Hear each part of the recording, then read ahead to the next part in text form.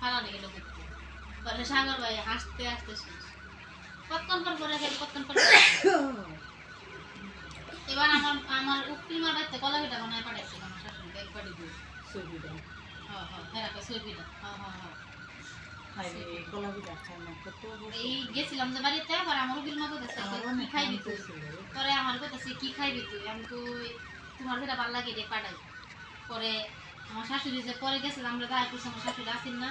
পরে আমার উকিল মা বলে এমন বড় ডেক পিঠা উকিল মা ঘরে কথা বলে সময়ই পাই না বাহ বাইক গেলে তোমার কথা কই মুখে আমার শাশুড়ি এই আইনের লোকের লোক যদি যায় কাজ বই তখন পরে এই বেডে যায় এই বেডে কি মোট সব জানো আমার উকিল মা আমার আইনের লোকের দাওয়াত দেয় না আমার শাশুড়ি প্লেট লয়ে যায় খারাপ কি রাখছেন ভাবি দেন একটু তরকারি খাই কখন পরে একটু দেনছেন আমরা ওনারে তরকারি এমন হয় হেতা তরকারি দেখাচ্ছেন তারা ঘরে তরকারি আমার মজা লাগে যতবার খাই অতবার আর এই যে মাদ্রাসা পোলাবন খাওয়াইছে আমার উকিল বাপের কইছে অত হ্যাঁ জায়গা করবে ব্যাগ গোষ্ঠীটা কইছে অথচ আমার উকিল বাপের কইলো না উকিল মার কইছে না কুতের বড় পরে গেল কুতের বড়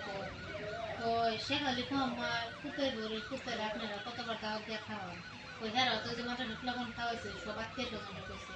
আব্বারা তো কইতে পারতো আমি শুনতে নাই তো হ্যাঁ তো কইছে করে হ্যাঁ তো পরে কইছে যে আব্বা আপনি যায়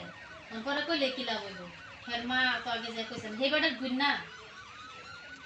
আমি যত এখন সাগর ভাই আমার শাশুড়ির হাজার দাওয়াত দেয় সাগর ভাইকে দাওয়াত না দিলে এটা কি কেমন কি হ্যাঁ কথায় কি এই সব আত্মীয় স্বজন আসছে নাকি কাজে আমার বিয়া আমি যদি 14 গোষ্ঠীর যা দাওয়াত দিই তোমরা আমার বিয়ার সময় যাই তুমি যদি না খাও তাহলে আমি ঠিক কি পাইব সবটাই বুঝলাম না এত যায় কইছে যে আব্বা